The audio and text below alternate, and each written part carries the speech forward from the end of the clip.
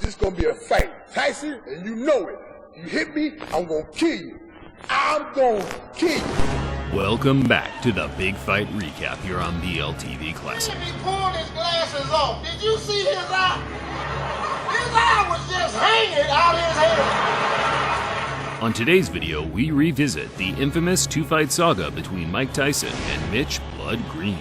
A genuine beef that 10 rounds of boxing couldn't squash, as the two would face off one more time on the street, this time in a much shorter affair with a decisive victor.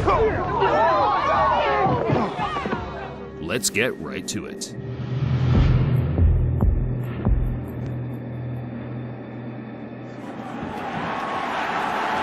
Closing with a flurry. The bell is going to sound. After Tyson's 10-round decision to James Quick Tillis in 1986, the invincibility aura from Kid Dynamite took a slight knock as the two heavyweights battled out a much closer fight than the boxing fans and bookmakers expected. How disappointed are you that the knockout string is over? Not at all. If anything, I feel relieved, and I'm confident if I wanted to, I could have knocked them out. It was Tyson's first time going the distance, as he had finished his previous 19 opponents all inside the opening 2 or 3 rounds. That gave some of the other heavyweight contenders an incentive to catch this teenage dynamo early, halt the hype train, and earn the highest possible payday outside of a championship fight. Tyson say, gonna give me a fight, I want Mike Tyson. Point blank. Michelle Tyson, he's a mo, and I'm gonna knock him out. Mitch Blood Green was one of the first fighters to utilize the new age of digital camcorders to get his message out there to boxing fans. Now I'm gonna show you something. Feast your eyes on a real heavyweight. There was no social media in those days, but local news stations and televised sports networks such as HBO would air the clips during a broadcast to gauge the fans' reaction. Power! I ain't no joke. My name is Mitch Blood Green, and you heard my fight. Watch my smoke. It's probably due to audio compression over time, but I can honestly say I have difficulty understanding what Mitch Green is saying. Two clear things were the muscle flexing and homophobic slurs, and bizarrely enough, as far as my research suggests, this was enough to land him a shot at the hottest prospect in world boxing.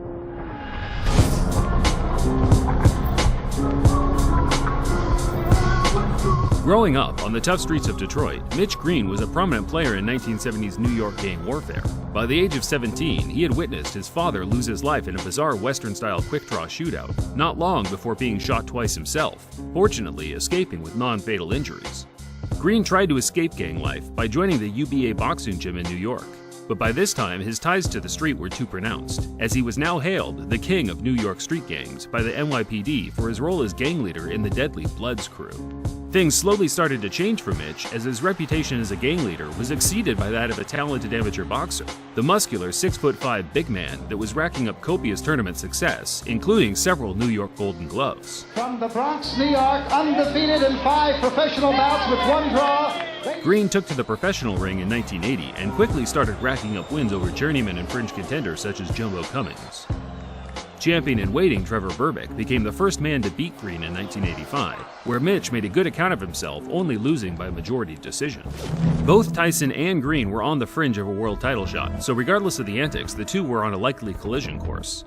The trash talk from Green just helped build more interest in the fight, which in turn certainly struck a chord with Tyson, who openly admitted to hating that ugly mother effer.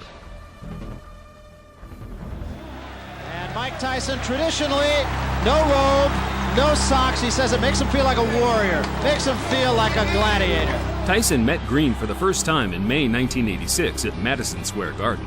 It was Tyson's first match at a prestigious boxing venue and also the first to be covered by a large television network.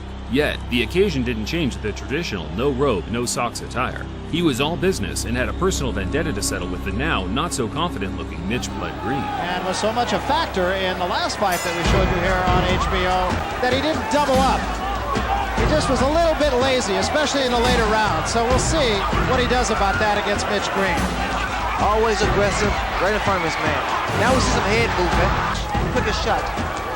There's the left hook I was talking about. He did draw a warning from Luis Rivera, the referee, about holding. Green's in trouble. Good left hand by Tyson. Everyone has a plan until they get their mouthguard punched out of the ring in the first round. While Green had all the physical advantages, Tyson's supreme boxing skills and speed negated the gap in size and weight, backing up Green from the opening bell, slipping and countering, forcing the much bigger man into survival mode from the word go. Big right hand. The against Tillis. And what a shot!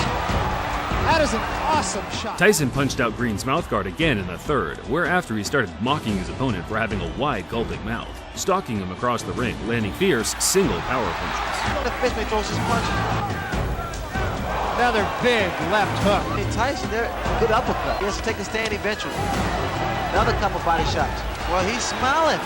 Tyson is smiling, but see, Green has those fast hands. The fight became so routine by the closing stages, the crowd knew they were witnessing a foregone conclusion.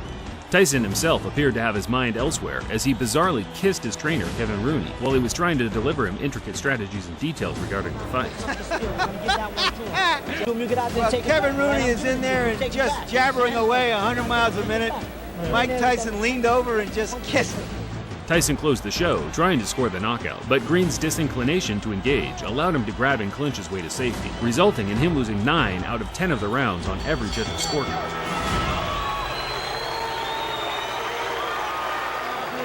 But we knew deep inside that I was going to win this fight so easy because of his style. He's a dang tough opponent, and he took some fairly decent shots. But as you know, I won comfortably, and I didn't try for the knockout, and I used a great deal of discipline in there, not knocking him out. Tyson claimed he carried Green the 10-round distance on purpose to punish him for as long as possible, and whether it was true or not, Green's personal pride was hurt, and he was willing to do whatever it took to restore a sliver of respect amongst his peers. Green retired from boxing after the Tyson loss and returned to the street to earn a living from selling drugs.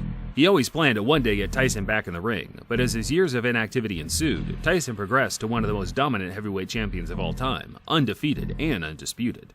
The days of fighting lingering contenders such as Mitch Green were over. It wasn't until a couple of years after their fight that the two would meet again, this time in Green's element, the street.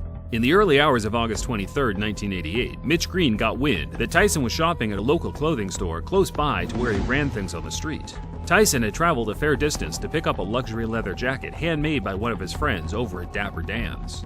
As Tyson was chilling in the store with his entourage, Mitch Green burst through the door on his own, high on angel dust, demanding Tyson either give him a rematch or empty his pockets right there on the spot. Tyson, of course, no stranger to altercations on the street, dragged Mitch Green outside and pummeled him to the ground multiple times. Spectators said that the fight was short, violent, and very one-sided. In fact, it was no longer than 15 to 20 seconds, but that's more than long enough for the heavyweight champion to inflict severe damage. There is no footage of the fight, regardless of the clickbait you see on YouTube, but there were many accounts of what happened that all aligned, all except Green's account, where he claimed Tyson sucker punched him and ran. Who threw the first punch here? He did. He sucker punched me because he's with his friends, you know, and when he hit me, and I said I couldn't get a chance to really get to him like I wanted because everybody was like pulling me, you know, holding me, like so he could get away from me, so he could get away, and he ran from me. Green was certain the Tyson scuffle, which became mainstream news around the world, would add enough public intrigue to get his rival back in the ring. But Mitch had already burnt his bridges among the promoters in the sport, with his violent threats to Don King in the past already shadow banning him from ever earning any serious money in the ring again. After Green's failed attempts to get the rematch with Tyson, he filed a civil lawsuit for $20 million due to the injuries he suffered during their fight.